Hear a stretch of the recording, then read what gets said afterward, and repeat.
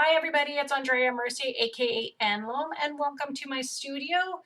When I did this piece for Think Pink Art for the Creative Arts Collaboration October hashtag event, which is still going on now till tomorrow, so it was from the 15th to the 18th of October. I encourage you to go to this playlist here and see all of the other artists' really cool stuff. I discovered, probably not the first person, and I don't know if you can see it, but right here I did some really cool stuff with modeling paste and acrylic washes. So I want to replicate that now here. Oh, look at my autofocus not working again. Oh, there we go. All right, got the autofocus fixed. Okay, so I know I'm not the first person to do this or discover it or anything. I'm well aware of that. However, I've never done it before and it turned out really cool. So in the video I said I wanted to do a couple of technique videos based on some of the stuff that I learned through this project. So I did one yesterday on the modeled background and it turned out really cool. And we're going to do something else with that soon. So I decided today I'm going to do the modeling paste background with the acrylic wash. So that's what we're going to do right now. So let me clean up a bit here. Okay, because this is a technique video, I'm going to be using the Canson mixed media paper, 9 by 12 inch, in lieu of the watercolor paper that I used for the project online. The watercolor paper is very expensive, and this is a nice paper. I mean, it's a mixed media paper. It will take some moisture, it'll take paint, it'll take some collaging, a little bit of gluing, but it won't take really wet mediums really well.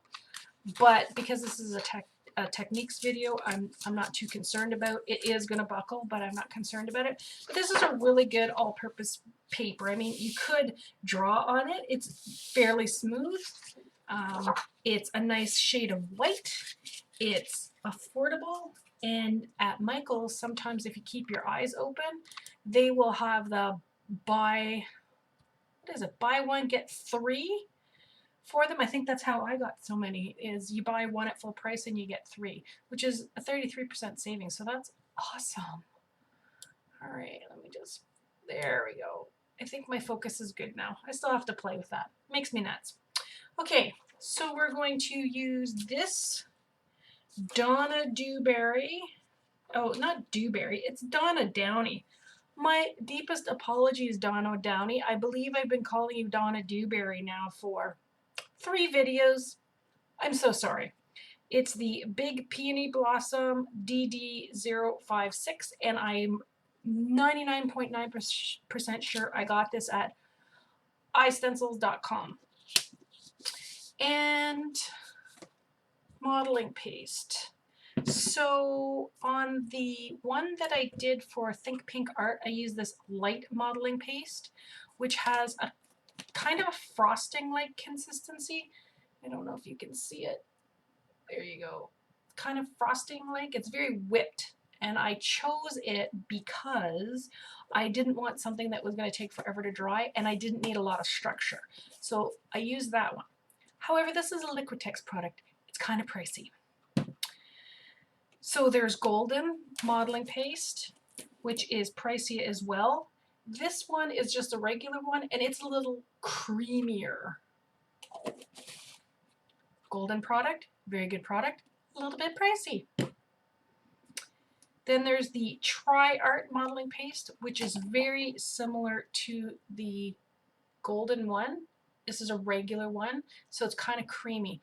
This is kind of like a smooth peanut butter. That's the consistency. This is the one I used in college. It's by Tri Art, which is a professional. They produce professional paints and mediums. However, they're more economical. That's the one I'm going to be using today.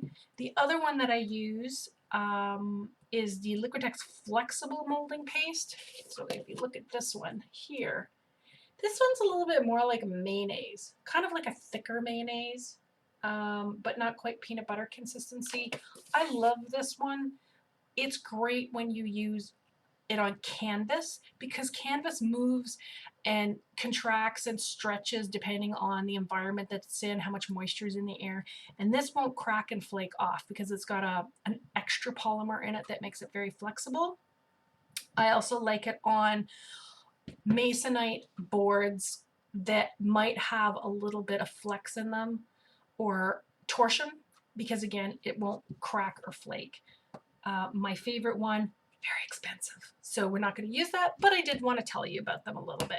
What the difference. There's also a heavy duty modeling paste, a heavy duty, I believe, from Liquitex and or Golden. And they're great, especially if you want to get really thick effects on your canvas or on your substrate. It will hold a peak, and once it's dry, it's like cement. Okay, let's get started with this. This might be a little bit difficult to see just because I'm going to be doing white on white to begin with. However, I'm going to just pop in a little bit so you can get a little bit of a better view. I'll remind you, and actually, I would like to hear comments on this. So every time I do a video and I have a piece of information like the one I'm about to give you, when you're using your stencils with modeling paste, please wash them right away or it will set like cement on it. You'll never get it off and you will lose the ability to use your stencil anymore. It'll destroy it. I don't wash my stencils normally when I use inks and paints. This one hasn't been used with inks and paints. It's only been used with modeling paste so far, and I've washed it every time. Here's my question. How many times should I repeat the same information over a series of videos? Because when someone watches this video, they may not have watched my other videos, and I don't want them to miss a crucial piece of information. However, on the flip side, people who watch all of my videos may get annoyed or at least exasperated by hearing me repeat the same piece of information over and over again. So just your comments. What do you think is an appropriate amount of times to repeat information? Should I just repeat it every time so that no matter who comes in and or where in my video series they come in, they always have the good information? Or is that going to annoy my regular subscribers? Yeah, just something to think about. Okay, I'm going to fast forward through this so that you can stop hearing me talk.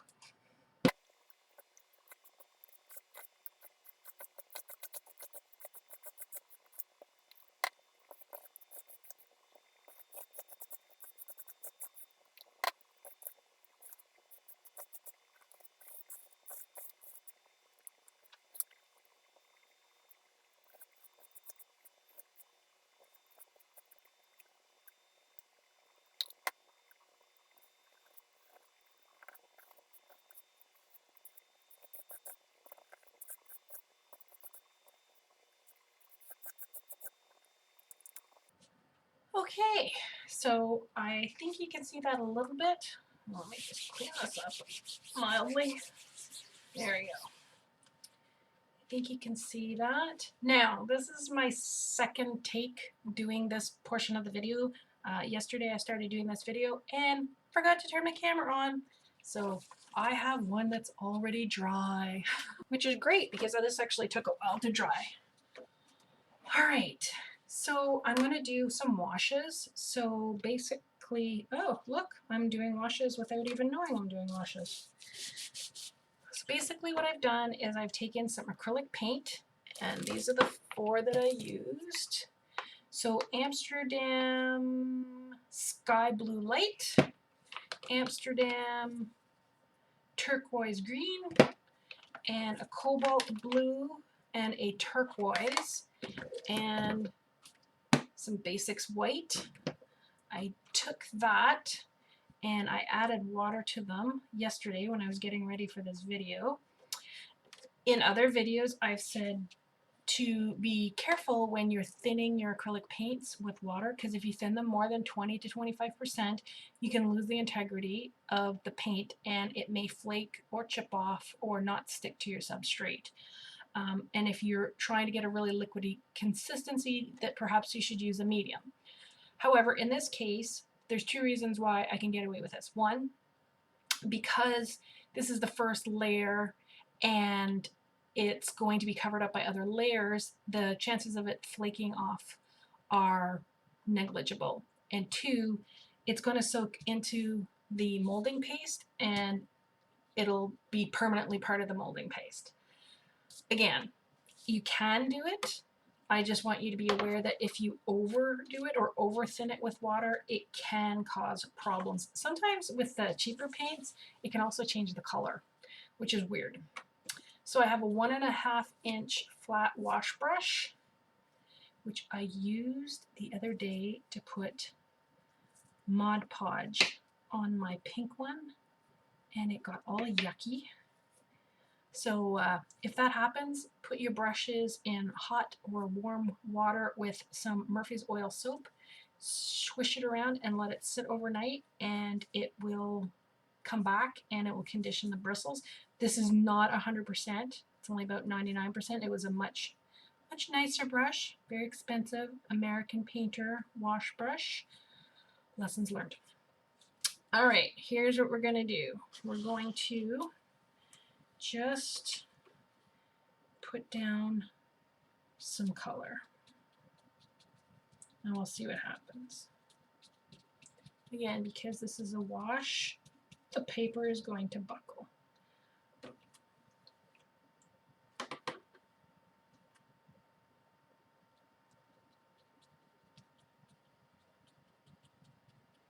Blend it a bit.